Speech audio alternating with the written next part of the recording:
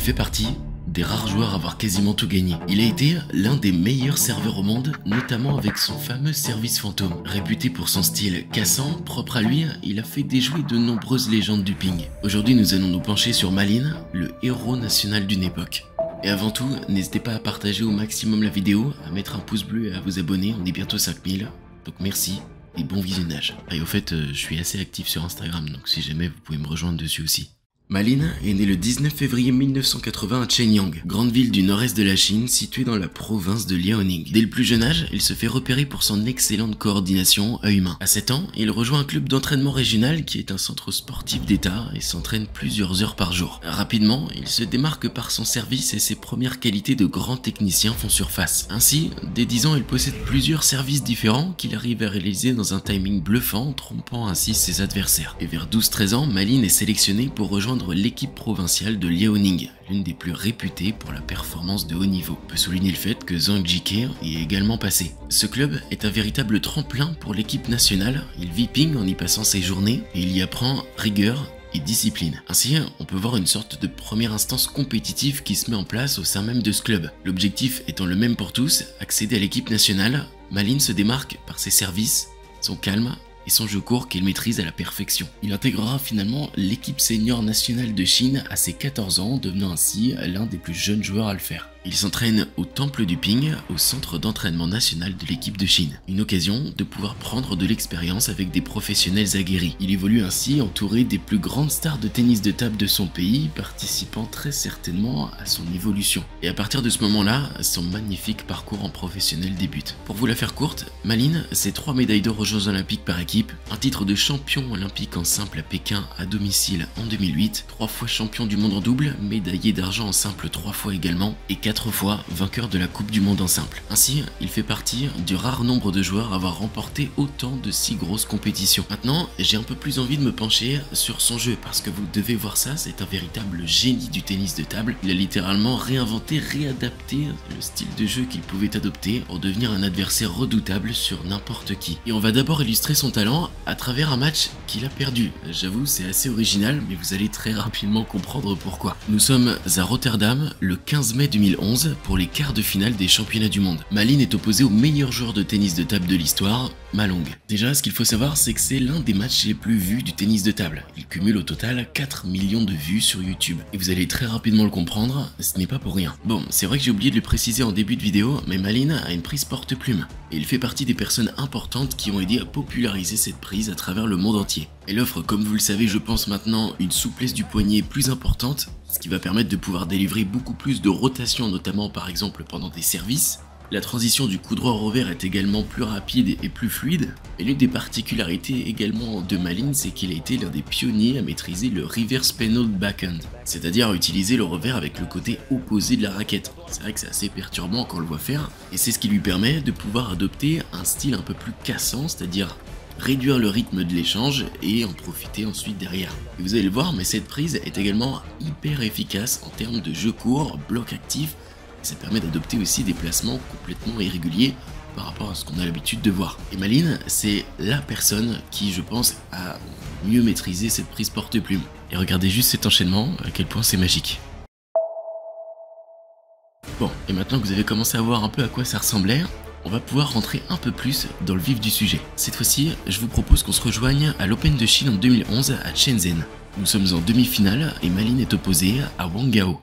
Et je suis désolé de la qualité visuelle, j'ai pas trouvé mieux, mais je vous l'assure, ça en vaut le détour. Et si je me trompe pas, à cette époque, Wang Gao est numéro 1 mondial et Malin numéro 4. À travers ce match, vous allez pouvoir constater à quel point Malin était fort sur les 3 premières balles. On peut voir très souvent l'enchaînement service court, pivot, point. C'est l'un de ses atouts principaux, si ce n'est le meilleur. Et à travers tous ces échanges, on peut comprendre le style de Malin. Un rythme cassant, où on va essayer de ralentir au maximum l'échange pour pouvoir prendre ensuite l'offensive, ou provoquer directement la faute de l'adversaire. Et Malin, c'est également l'un des meilleurs services au monde, un jeu court hors du commun, des remises ou bien des flips puissants et placés. Il dégage une sérénité et un calme particulier qu'il a pu renforcer au cours des années, puisqu'avant les Jeux Olympiques de 2008, il était très critiqué sur ce côté-là. Après son titre de champion olympique, il a redoré son image. D'ailleurs, je suis désolé, je peux pas vous montrer des vidéos parce que c'est copyright, c'est compliqué. Et on peut voir que Malin ne bouge pas forcément énormément, il n'est pas sous la fougue de la jeunesse comme certains ont pu l'être. Il est réfléchi, prend du recul par rapport à son type de jeu et à son adversaire et ça se voit. Et dès lors qu'il entame un pivot, la majorité du temps, ça fait le point. Il domine aussi très souvent dans les rallyes justement de par son